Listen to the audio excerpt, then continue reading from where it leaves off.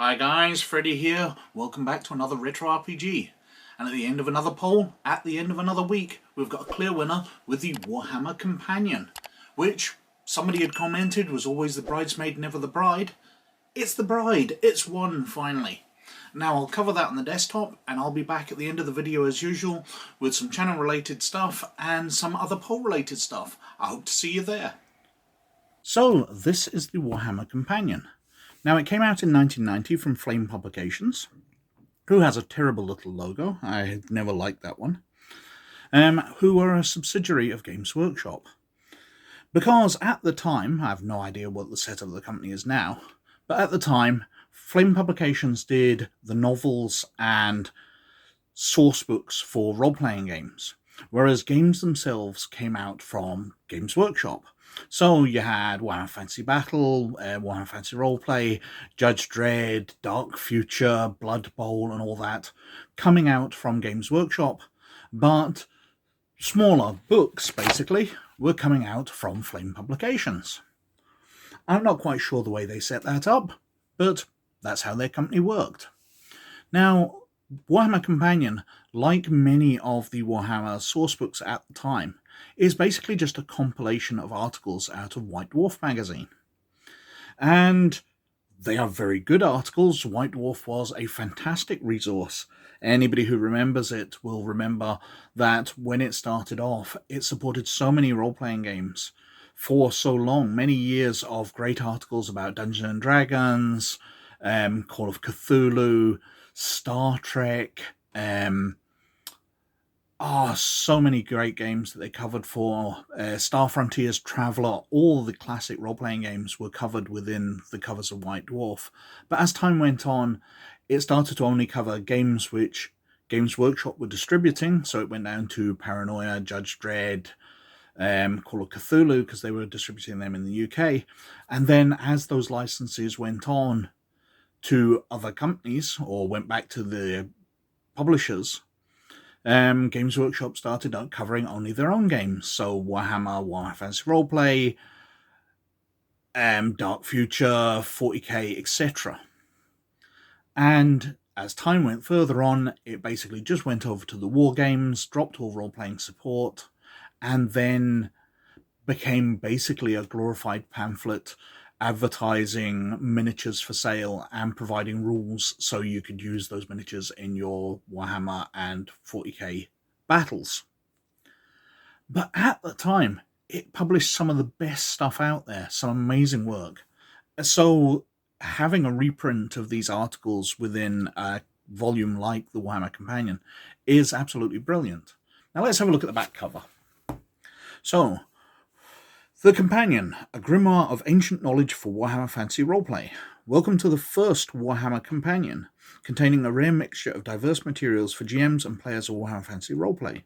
Within these covers, you'll find 4 complete adventures, a wide range of articles presenting new character careers, spells, magical items, and advanced rules, plus a special selection devoted to Jack Yeovil's Warhammer novel, Drachenfels. Well, Drachenfels, of course, got its own adventure guidebook later on, but this is just a quick dip into the characters within the novel, which aren't really detailed in the Companion Drachenfels book. Now, the artwork is absolutely amazing, but we're not wasting much space because we've got a credits page here with contents on it, and we're straight into the articles, and it's a 1-page article on Chaos Familiars. Now, the binding on mine's starting to go, so I'll have to be a bit careful with it, or the pages will start to come out. And then we're on to Howling Season, an adventure about werewolves. Now, because of the setting of Warhammer Fantasy Roleplay, it being a sort of more medieval setting than more pure fantasy, and werewolves being in it, it really does strike me as being closer to the Werewolf of the Dark Ages than many other games. It's a lovely adventure. It's quite atmospheric. It's got a sense of humour, as all Warhammer adventures do. They do tend to have their tongues deeply buried in their cheeks. But it's a nice adventure. And then we're on to Go Ahead, Make My Day, an article on Firearms, Because, as I said, the Warhammer world is a bit more medieval than total fantasy. So guns exist. Basic black powder, arquebuses, blunderbusses, dueling pistols, pike guns, swivel guns, and these are the rules for them, because only 2 are actually covered in the main rulebook itself. Some thoughts on firearms. They'll all want one, reload times, advanced misfires, and then we're on to a new career. So elves can become a beast friend. We've got the details on it, and basically how they care for animals in combat that they've befriended, and a Lord of Beasts, so the elven god that they would follow. Then we've got armor has feelings too, which has damage for armor, because Warhammer armor is treated much like Dungeons & Dragons armor, where it protects you from damage, but no matter how much damage you get, your armor survives. There's certain things which can attack the armor directly, rust monsters in Dungeons & Dragons will attack metal armor. But if you get fireballed and burnt to a crisp, your armor's pristine when it comes off your burned corpse, and the next person puts it on. But this details how it works, that you take damage and your armor takes damage as well. It says it there. It's a common criticism of fantasy role-playing systems that armor lasts forever. No matter how much pain and misery reaches the character inside the armor itself is always left intact. So we've got talking here about magical protections, anti-armor magic, so to destroy people's armor itself.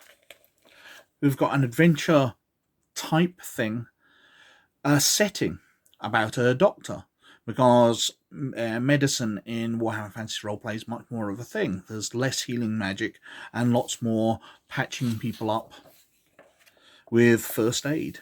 So there's a doctor who can do surgery here, and there's a description of his clinic and his sidekick. We've got descriptions of all the area within it. Different types of medical treatment that he can give. And then we've got some adventure hooks. So how you can bring it in to an adventure. And we've got some other things within it. Elf student, a demonette of Slanesh there. And then we've got details of in Bright Armor a raid, talking about enchantments on armor. And one of the many wonderful things about Warhammer Fantasy Roleplay is the way magic armor and magic items tend to not just be +1. This is +1 better armor than normal. They have enchantments on them, so they increase attributes or they offer other advantages. They negate lightning or fire around them. They give you petty magic. They have effects beyond that. So we've got arm bracers, leg armor, shields, all different types of armor which could have different types of enchantments on it.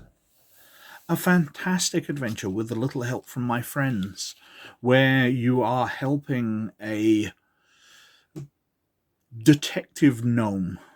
I believe he's a gnome, but he's a detective and he's basically Belgian. So it's Inspector Poirot. They're a very Agatha Christie type character, exaggerated over the top foreign detective. And it's a very fun adventure, very Warhammer, a bit of fun, some humour thrown in there with the danger. Then we've got a Dwarf Lawmaster, so a advanced career for dwarves. Got a section on magical arrows in Warhammer Fantasy Roleplay. Now, it's called 180. I'm not sure how much people in other countries play darts, but that's the highest score you can get in darts. And the shout of 180 used to be quite common when darts was on television every week. So it's something that people in Britain of the age were very, very familiar with. But we've got different types of magical arrows here.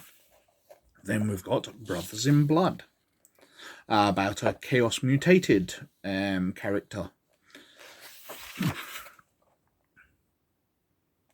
But if I reveal too much, then it will spoil the adventure. But about blood brothers, essentially. Some very interesting stuff in there. Again, a fun Warhammer adventure. one of the better ones that Warhammer Fantasy Roleplay, White Dwarf magazine ever published. Then with the Magikapia Imperialis, basically a bunch of extra spells. So petty magic spells, here, various other more powerful ones, just adding to the magic section of Warhammer Fantasy Roleplay. The Emperor Luipold. So, a description of a river-going passenger ship which goes up and down the rivers of the Empire.